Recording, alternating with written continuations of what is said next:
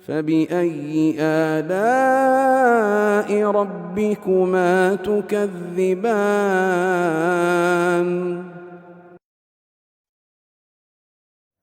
Iya. Diberi contoh oleh Ibnu Hajar di sini dari penggunaan ya para ulama ya. Diberi contoh oleh beliau di Nushatun Nadar, yaitu pada hadits riwayat At-Tirmidzi dan Nasai dari Ibnu Majah dari jalur Ibnu Uyainah, meriwayatkan dari Amr bin Dinar dari Ausayah dari Ibnu Abbas radhiyallahu anhu.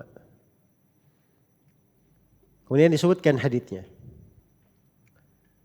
Iya. Disebutkan haditsnya. Ya, sekarang saya akan gambarkan bentuk mukhalafahnya dulu. Supaya terlihat ya.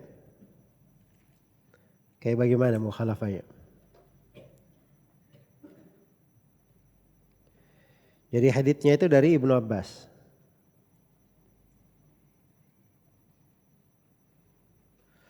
Radhiyallahu anhuma.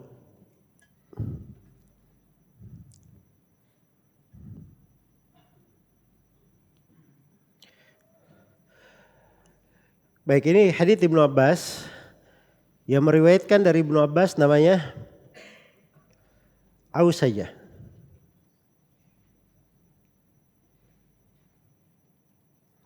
Jadi jalur yang pertama, ya pertama begini ya, kalau kita mau mengeluarkan riwayat, kita ambil dulu makhrajnya. Makhraj itu namanya makhraj atau madarul hadits. Titik pertemuan hadits itu di mana. Jadi ini ada berbagai riwayat. Ada bentuk beraneka ragam bentuk mukhalafah. Saling berselisih. Jadi ini dari riwayat Ausayah ya. Ausayah. Dari Ausayah yang meriwayatkan dari Ausayah itu adalah Amr bin Dinar. Iya. Demikian diriwayatkan oleh dua orang dari Amr bin Dinar. Yang pertama Ibnu Uyainah, Sufyan Ibnu Uyainah. Dan yang kedua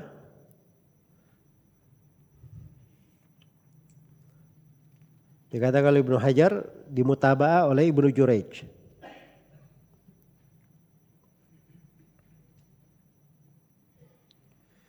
Oleh Ibnu Jurayj. Jadi ini riwayatnya bersambung ya kepada Nabi SAW melalui jalur siapa? Ausayah. Kemudian datang siapa? Rawi lain.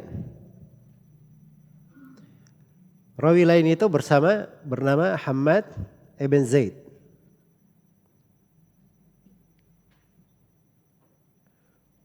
Rawi lainnya bernama Hammad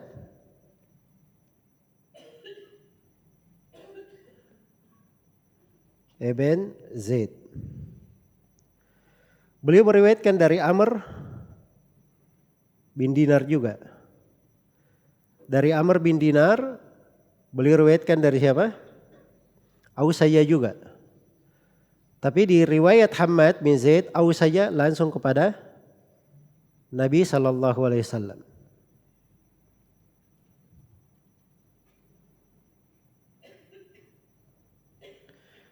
Langsung kepada Nabi SAW, tidak disebutkan Ibnu Abbas. Kelihatan di sini perbedaannya? Karena saya mau tanya, perputaran riwayat di mana? Titik temunya di mana? Amr bin Dinar, titik temu riwayat. Ini disebut makhrajul hadits. Disebut apa? Makhraj al-hadits. Atau disebut madaru al-hadits. Ini istilah ya, antum harus paham ya. Ini makhraj atau istilah. Dari makhrajnya ini di sini berbeda. Perbedaannya dua kubu. Kubunya Ibnu Uyainah, Ibnu Jurayj dan selainnya. Yang pertama, dan kubu yang kedua kubunya siapa? Hammad bin Zaid. Kalau Ibnu Uyainah, Ibnu Juraid dan selainnya dia riwayatkan dari Amr bin Dinar, dari Ausayah, dari Ibnu Abbas, dari Rasulullah sallallahu alaihi wasallam. Ada yang disebut siapa? Ibnu Abbas. Kalau kubunya Hamad bin Zaid atau Hamad bin Zaid sendiri, beliau meriwayatkan dari Amr bin Dinar, dari Ausayah langsung kepada Nabi. Tidak ada siapa? Tidak ada Ibnu Abbas. Ini tidak ada di situ. Jelas sampai sini? Jadi kalau bahasanya, bahasa lainnya, Ibnu Uyainah dan Ibnu Juraid meriwayatkan secara mausul, bersambung. Adapun Hamad bin Zaid, beliau meriwayatkan secara mursal. Nah, itu titik perbedaannya. Satu meriwayatkan secara mausul, satu meriwayatkan secara apa? Mursal. Pertanyaannya, yang mana yang menambah di sini? Yang mana yang menambah dan yang mana yang mengurangi? Yang menambah ini ya Ibnu Abbas ini tambahan ya. Karena tidak ada di riwayatnya siapa? Hamad bin Zaid. Kan begitu? Ini mukhalafah bentuknya. Satu riwayatnya mausul, satu riwayatnya mursal. Yang mana yang diterjih? Nah, di sini Abu Hatim berkata, Al-Mahfud hadits Ibnu Uyainah. Itu ucapannya Al-Hafidh. Yang mahfudnya adalah siapa? Ini yang Al-Mahfud. Kata Abu Hatim. Ini yang mahfud. Berarti yang benarnya riwayat secara bersambung. Adapun riwayat secara mursal, ini disebut hadits apa? Syadz. Jelas sampai sini? Ini contoh yang disebut oleh Ibnu Hajar. Saya beri contoh lain, lebih mudah.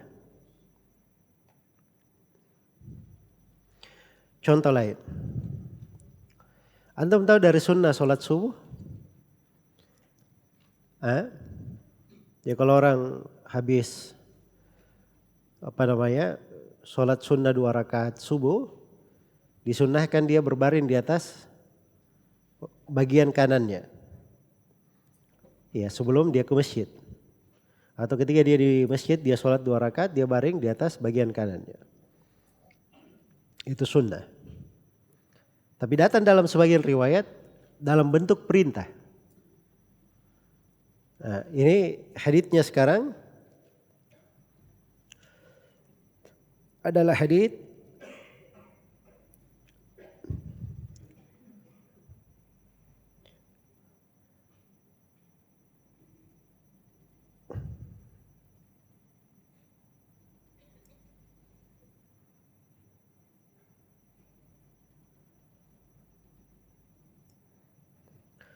berbaring di atas bagian kanan.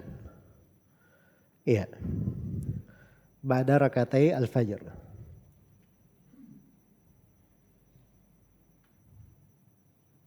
Setelah sholat 2 rakaat. Jadi ini hadits dari riwayat Abu Hurairah radhiyallahu taala anhu. Dari hadits Abu Hurairah.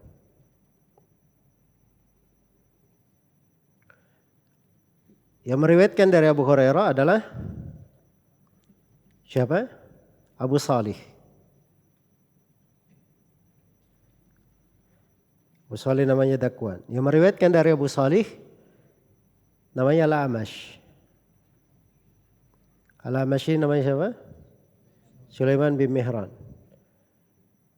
Dan meriwayatkan dari Al-Amash itu adalah Abdul Wahid bin Ziyad. Abdul Wahid bin Ziyad ini thiqah.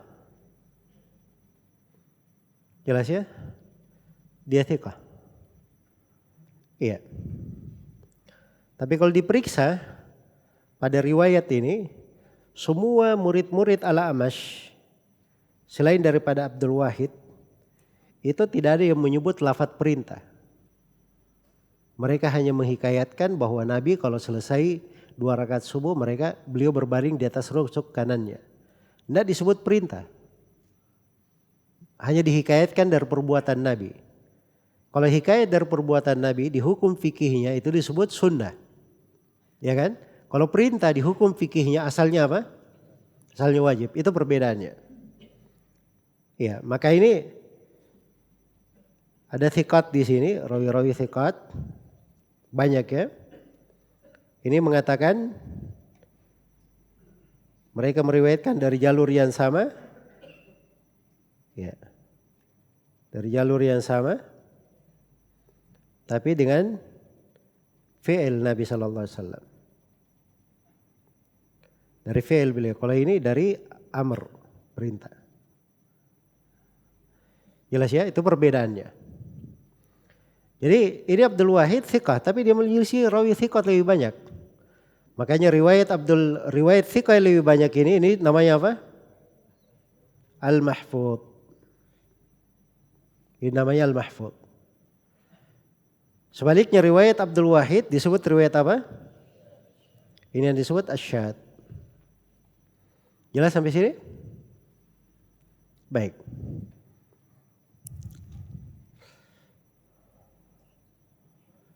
Dan ini banyak sekali contohnya ya, kalau kalau antum ingin mudah, itu ada buku Syekh Mukbil rahimahullah judulnya Ahadits Mu'alla Zahiruha Sihha.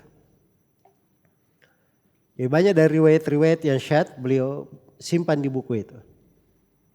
Karena beliau ketika mencari hadits-hadits sahih di selain Bukhari dan Muslim, kelihatan sebagian riwayat sanadnya zahirnya sahih. Tapi ternyata dia menyelisihi. Itu pentingnya ya. Sekarang kalau kita lihat ini ya. Ini Abu Hurairah, sahabat. Abu Salih thiqah. Haditsnya ada di Kutubus Sittah semuanya. Al-Amash juga. Abdul Wahid bin Ziyad thiqah. Jadi asalnya sanadnya itu bagus, bersih. Tapi ternyata ada ilahnya. Orang tidak begitu kelihatan. Nah, di situ pentingnya pembahasan ini. Pentingnya pembahasan ini. Dan biasanya mengungkap hal yang seperti ini itu orang-orang yang ahli di bidang hadits. Dan itu banyak sekali pembahasan seperti ini. Ya. Sampai kadang ada perbedaan-perbedaan di pembahasan riba gara-gara riwayatnya. Ada yang menguatkan, ada yang mengatakan itu riwayat syadz, tidak diterima. Jelas ya? Jadi itu pentingnya ilmu hadits. Kenapa seorang itu yang penting untuk mempelajari ya. Baik, selesai di sini ya di pembahasan hadits mahfudz dan hadits syadz. Berikutnya definisi ma'ruf dan munkar. Kata Ibnu Hajar rahimahullahu taala, kata beliau wa ma'adh-dha'fi farrajihul ma'ruf wa muqabiluhul munkar. Nah, ini kalau yang menyelisihi itu adalah orang yang lemah, dhaif. Dia lemah. Menyelisih rawi yang lebih kuat, maka itu disebut sebagai hadits apa? Hadits yang munkar. Disebut sebagai hadits yang munkar. Iya. Baik.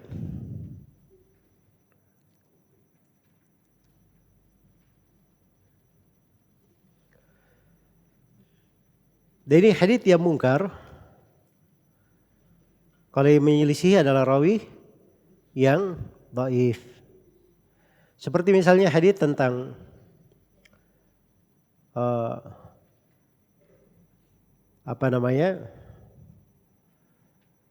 bertakbir ketika turun pada saat sajadah. Itu dari riwayat Abdullah bin Umar al-Umari. Dan dia itu dhaif. Dia diselisihi oleh saudaranya Ubaidullah bin Umar dan dia thiqah. Ubaidullah bin Umar tidak menyebut takbir. Jelas ya? Kalau begitu riwayatnya Abdullah ini itu disebut sebagai hadits apa? Hadits munkar. Nah, begitu. Karena dia menyelisihi rawi yang thiqah.